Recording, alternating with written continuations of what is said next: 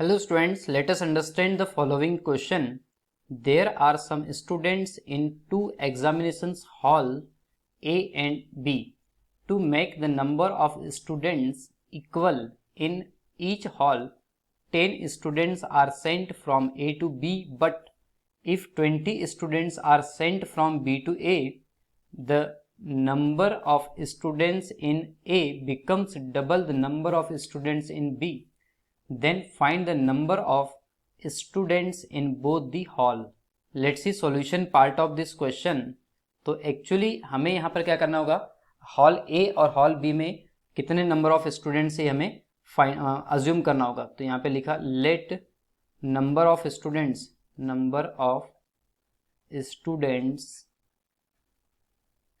In hall A and hall B are X and Y respectively.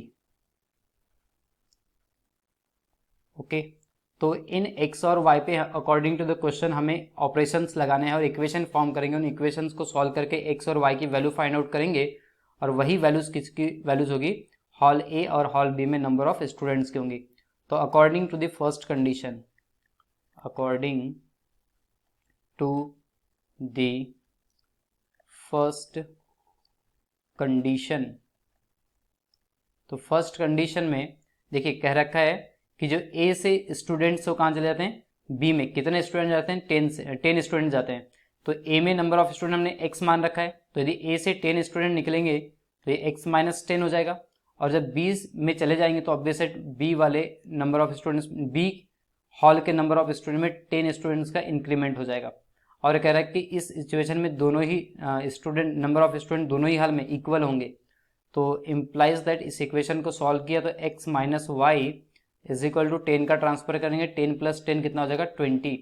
इस equation number 1 आ गया. अब हम बात करेंगे according to the second condition. According to the second condition.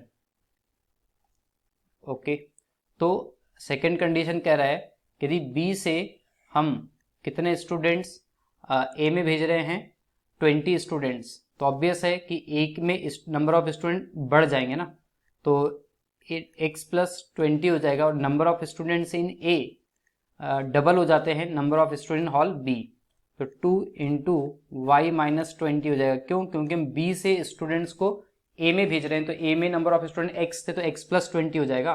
और Y में नंबर ऑफ स्टूडेंट जो थे, सॉरी बी हॉल में वाई स्टूडेंट, तो वहां से 20 कम हो जाएगा. तो इम्प्लाइज दैट, देखिए अब x plus 20 is equal to, इसको सिंप्लीफाई किया 2y माइनस में 40 हो गया. सो इम्प्लाइज दैट, देखिए 2y को इधर ट्रांसफर किया जाएगा तो x minus 2y is equal to कितना हो जाएगा माइनस 40, और इधर ट्रांसफर होगा 20 का माइनस 20, मतलब टोटल कितना हो जाएगा माइनस 60.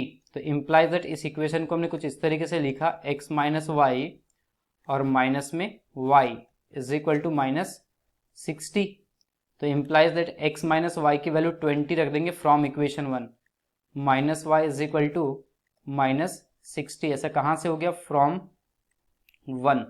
तो इम्प्लाइज दैट, देखिए यहाँ से कितना हो जाएगा minus y is equal to minus 60 और 20 का ट्रांसफर होगा माइनस 80 हो जाएगा. तो implies that y is equal to कितना हो गया 80 हो गया. अब हमने क्या करना है, x की वैल्यू फाइंड आउट करनी है, तो उसके लिए मुझे इसे इक्वेशन नंबर 1 में पुट करना होगा y की वैल्यू को. तो यहाँ लिखेंगे put y is equal to 80 in equation 1. तो इक्वेशन 1 में हमें दे रखा है x माइनस वाई, वाई के प्लेस पे कितना रखेंगे 80 इज इक्वल टू 20. तो implies that x is equal to कितना हो जाएगा 100. तो यहाँ पर फाइनल आंसर हम लिख देंगे, so number of students in hall A and hall B are 100 and 80 respectively. So this is final answer. I hope you understood by the solution. Thank you.